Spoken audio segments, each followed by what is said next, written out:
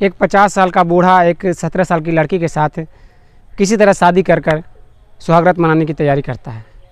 सुहागरात जब मना लेता है तो उसके कुछ देर बाद ही उसकी मौत हो जाती है। सारे गांव वाले सोचते हैं कि उसकी मौत साधारण तरीके से हुई है क्योंकि वो बुज़ुर्ग था। उसका बेटा जो कि बाहर पढ़ाई कर रहा था, उसकी करीब 28 के लमसम में उम्र हो रही होगी, वो आकर आग देता है पिता को, क्योंकि वो जानता था कि उसके पिता ठरकी टाइप के हैं और एक 17 साल की लड़की का जीवन बर्बाद कर दिए। वो फिर से अपनी पढ़ाई करने के लिए वापस चला जाता है। जब गांव वाले कुछ पड़ोसी उनके जो होते हैं उस लड़के के, वो कुछ दिनों बाद कॉल करते हैं और कहते हैं कि तुम्हारे पिता की मौत साजिश के तहत हुई थी, जो कि नॉर्मल तरीके से ये मौत नहीं कहा जा सकते। लड़का तुरंत अपने गांव आता है अगले दिन और सीधा अपने नज़दीकी थाना में पहुंच जाता है। वहां पर जाता है और रिपोर्ट दायर कराता है। जिसकी कल्पना नाम की लड़की जो कि उसके पिता से शादी की थी, उसकी उम्र 17 साल है और उसके पिता की उम्र 50 साल है। वो सारा रिपोर्ट वो लड़का लिखाता है कि कुछ दिनों पहले, करीब महीने दिन पहले उसके पिता की मौत हो गई थी, जिसे गांव में हम लोगों ने सोचा कि साधारण मौत है, लेकिन हम लोग को शक है कि कल्पना जो है वह लड़की, वह मेरे पिता को किसी तरह से मार दी है। वह जब पुलिस जाती है उसके घर और उस कल्पना को गिरफ्तार कर लेती है। पुलिस को कल्पना बताना शुरू करती है, कहती है कि वह एक गरीब परिवार से है और उसके पिता जो मेरे पति हैं उनसे 20,000 रुपये सूद पर लिए हुए थे और वह सूद नहीं भर पा रहे थे। तो वह साफ बोले कि मेरे पति की तुम अपनी बेटी से हमें शादी करा दो और तुम्हारी सूद वगैरह सारे पैसे माफ़ कर दूंगा। इतना कह मेरे पति वहाँ से चले आओ। मेरे पिता और माँ सोच में डूब गई और वो धमकी देकर गया था कि अगर तुम्हारी बेटी का शादी मेरे साथ नहीं हुआ तो तुम लोग को मैं सही से इस गांव में जीने नहीं दूंगा। मैं तुम्हें तबाह कर दूंगा और तुम्हें इस तरह से बेइज्जत करूंगा कि तुम घर से निकलना मुश्किल हो जाएगा। मेरे माता पिता जो है मजबूरी बस मेरी शादी उनसे तय कर देते हैं और हम लोग की शादी हो जाती है।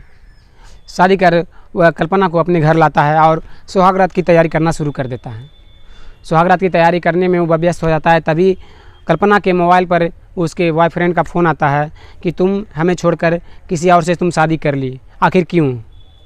कल्पना कहती है कि कुछ दिन इंतज़ार करो, जो कि मैं कोई रास्ता निकालती हूँ और मैं तुम्हारे साथ जीवन बिता सकती हूँ, जो कि इसके साथ कभी मैं रहना नहीं पसंद कर रही, लेकिन मजबूरी है कि मुझे इसके साथ रहना पड़ेगा, जो कि कुछ इंतज़ार करो। इतना बात करते करते हुआ उसका पति, कल्पना का पति, उसके रूम में आ जाता है।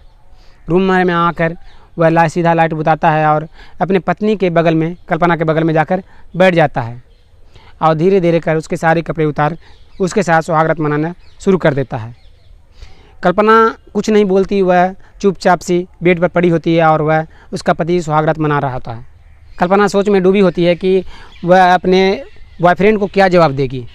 जो राहुल उसका बॉयफ्रेंड है, वह जब पूछेगा कि तुम अपने पति के साथ सुहागरात मनाई या नहीं, तो वह क्या जवाब देगी। इतने सोच ही रही थी कल्पना, तो तभी उसके पति का गर्मी शांत हो जाता है और वह उठकर पानी पीने के लिए सीढ़ियों से नीचे उतरने लगता है। कल्पना के तभी दिमाग में आता है कि क्यों ना सीढ़ियों से धक्का देकर इसकी मौत का कहानी लिख दी जाए।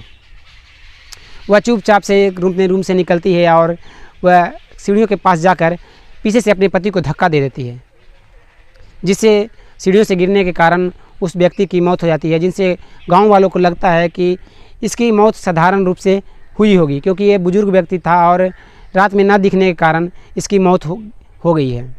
वह अपने बॉयफ्रेंड के पास इधर कॉल करती है कि तुम आओ, अब तुम्हें आज कोई नहीं रोकने वाला है, ना ही मेरा पति, ना ही और कोई। तो वह लड़का पूछता भी है कि तुम अपने पति के साथ सुहागरात मनाई है या नहीं, लेकिन वह लड़की कह देती है कि मैं ऐसा कुछ भी नहीं की हूँ। और कई लोगों को लगा कि ये नॉर्मल होगा, कोई उस लड़की का रिलेशन होगा जो कि उसके घर में अक्सर आता है। किसी को शक नहीं हो रहा था, लेकिन एक पड़ोसी जो कि उसके ऊपर बहुत दिनों से ध्यान दे रहा था कि वह लड़का करीब रात को 11 बजे आता है और सुबह 3 बजे चला जाता है। क्या समझ जाते हैं कि कल्पना जो है वो लड़की, वह उसके पति का मौत नॉर्मल तरीके से नहीं, इसके जानबूझकर साजिश के तहत मारा गया और लोगों को लगा कि वह मौत नॉर्मल तरीके से की हुआ है। वो तुरंत मोबाइल निकालता है, उस लड़के के पास कॉल करता है, कहता है कि तुम्हारी जो सौतेली माँ हुई उसके पहले शादी से पहले से किसी के साथ अफेयर चल रहा था और वो उसके साथ रंगरलियाँ मनाने के लिए वह अब तुम्हारे पिता की हत्या कर दिया। लेकिन पहले उस लड़के को विश्वास नहीं होता है, लेकिन वह सारी बातें जब बताता है वह, तो उस लड़के को विश्वास हो जाता है। वह चुपचाप से आता है और सीधे अपने गांव के थाने में जाकर वह रिपोर्ट दायर करता है कि साहब मेरे पिता की कुछ दिनों पहले मौत हुई है, जो कि मेरी सौतेली माँ जो हुई वो करीब 17 साल की है, कल्पना नाम है, वो मेरे पिता को जानबूझकर सीढ़ियों से गिराकर मार दी है। पुलिस तुरंत एक्शन में आ जाती है और वह उसके घर तुरंत आती है और कल्पना को गिरफ्तार कर लेती है। उसे गिरफ्तार कर अपने थाने में ले जाया जाता है और करीब 1-2 दिनों बाद राहुल को भी गिरफ्तार कर लिया जाता है और उसकी 3 सालों की सज़ा होती है, क्योंकि उसकी उम्र 21 साल से प्लस हो रही थी, इसलिए उसकी सज़ा 3 साल होती है। और कल्पना की उम्र 17 साल होने के कारण उसे चाइल्ड होम में भेजा जाता है, और जिससे उसकी पढ़ाई भी आगे चले और उसकी ज़िंदगी आगे का जो हो वो अच्छे से सिखाई जाए। सो दोस्तों, इस तरह की घटनाएं अक्सर समाज में होती रहती है और लोगों को लगता है कि मेरी बेटी का शादी बुजुर्ग आदमी से होगा तो वह पैसे से खुशी से रहेगी। सो दोस्तों, अगर आपको इस कहानी को सुनकर कुछ ऐसा लगा हो जो आपको सच्चाई लगी हो कि हाँ इस तरह की घटनाएं अक्सर समाज में होती है, तो आप कमेंट कर ज़रूर बताइएगा। फिर मिलते हैं एक और वीडियो में, तब तक के लिए धन्यवाद। जय हिंद।